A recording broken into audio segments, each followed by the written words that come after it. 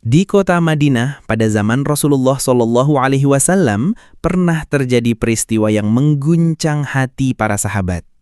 Di sebuah tanah lapang, terbaring jasad seorang muslim sendirian, tanpa kafan, tanpa liang lahat, tanpa ada yang mengurusinya. Angin gurun berhembus, membawa debu yang menutupi sebagian tubuhnya. Sungguh, pemandangan yang memilukan hati. Orang itu, semasa hidupnya, dikenal sebagai pelaku dosa besar. Ia pernah terjerumus dalam kemaksiatan yang membuat kaumnya memandang rendah dirinya. Mereka menilai tidak layak untuk dihormati setelah ia meninggal. Akhirnya, mereka meninggalkannya, membiarkannya terbujur kaku di tengah panasnya matahari gurun. Namun, berita itu sampai kepada Rasulullah SAW.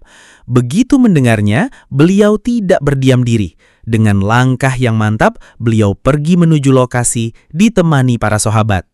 Wajah beliau penuh kesedihan, seolah tak sanggup melihat seorang manusia, ciptaan Allah, diperlakukan begitu hina di akhir hayatnya.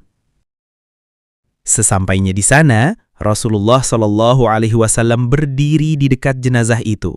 Dengan suara lembut namun tegas, beliau berkata, "Mandikanlah dia, kafanilah dan solatkanlah.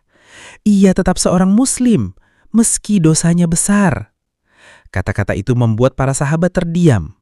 Mereka menyadari bahwa dosa sebesar apapun tidak menghapuskan hak seseorang untuk dimuliakan sesuai syariat. Para sahabat pun mulai bergerak, ada yang menimba air, ada yang menyiapkan kain kafan, dan ada yang mengangkat tubuhnya dengan penuh hati-hati. Dalam hati mereka mulai tumbuh rasa iba. Mereka teringat sabda Nabi bahwa kematian adalah akhir urusan manusia dengan dunia, dan kita tidak pernah tahu bagaimana nasibnya di hadapan Allah. Jenazah itu dimandikan di tepi mata air, dibersihkan dengan lembut. Kemudian dibungkus kain kafan putih, seakan menghapus semua aib yang pernah ia lakukan di dunia. Setelah itu, jenazah dibawa ke tanah lapang untuk disolatkan. Rasulullah SAW sendiri yang berdiri di depan menjadi imam solat jenazahnya. Beliau mengangkat tangan, memohon kepada Allah agar mengampuni segala dosanya. Peristiwa ini menjadi pelajaran besar bagi kita. Kehormatan seorang muslim tetap dijaga, bahkan setelah kematian. Dosa sebesar apapun tak menghapuskan haknya untuk dimuliakan sebagaimana syariat mengajarkan. Jangan terburu-buru menghakimi, sebab kita tidak tahu, boleh jadi seseorang yang kita pandang hina ternyata berakhir dengan ampunan dan rahmat Allah yang luas.